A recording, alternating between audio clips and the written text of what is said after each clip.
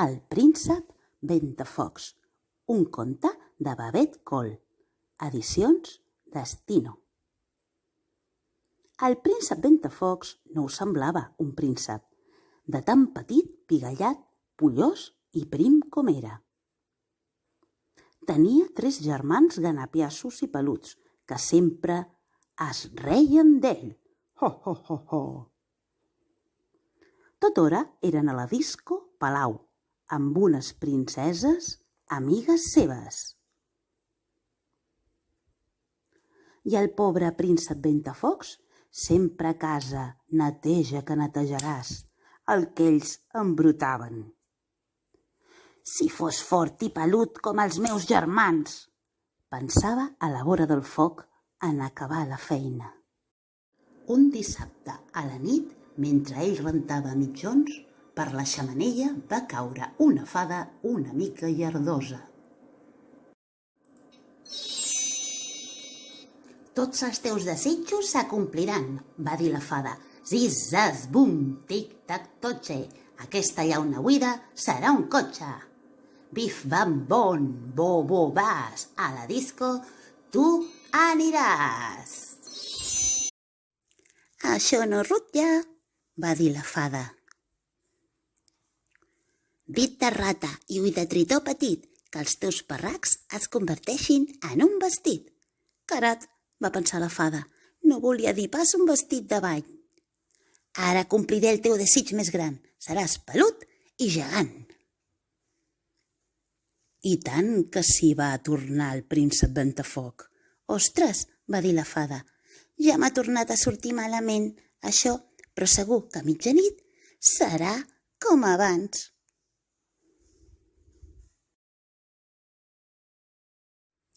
Poc s'ho pensava el príncep Ventafocs, que era un mico gros i pelut, per culpa d'aquell encanteri mal fet.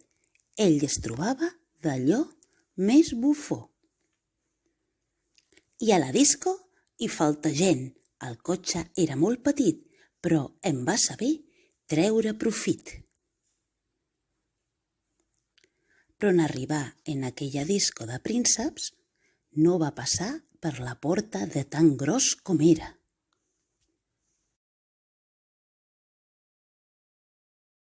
I va decidir tornar a casa amb l'autobús. A la parada hi havia una princesa molt bonica. Quan vindrà l'autobús? Va grunyir.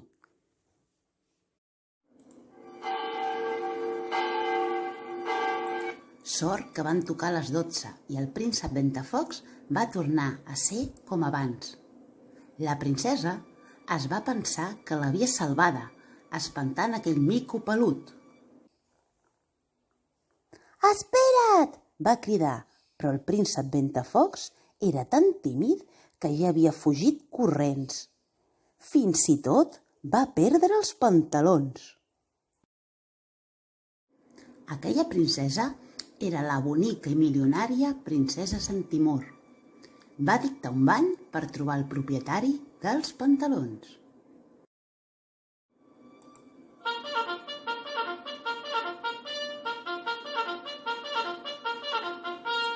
La princesa Centimor decreta que es casarà amb aquell que es pugui posar els pantalons perduts del príncep que la va salvar de ser menjada pel gran mico pelut. Avui començarem les proves. Van arribar prínceps d'arreu que van intentar de posar-se'ls, però els pantalons es recargolaven i no ho aconseguia ningú. Com us podeu pensar, els germans del príncep Ventafocs es barallaven per ficar-hi les cames. «Que se'ls emprovi ell!», va manar la princesa assenyalant el Ventafocs. «Aquest mitjaseria no se'ls podrà posar», van riure els seus germans. Però ho va fer. La princesa Centindor se li va declarar a l'acte. El príncep Ventafocs es va casar amb la princesa Centindor i van viure rics i feliços per sempre. La princesa Centindor va parlar amb la fada dels 3 germans. i la fada els va convertir en fadetes domèstiques i van fer la neteja del palau per sempre més.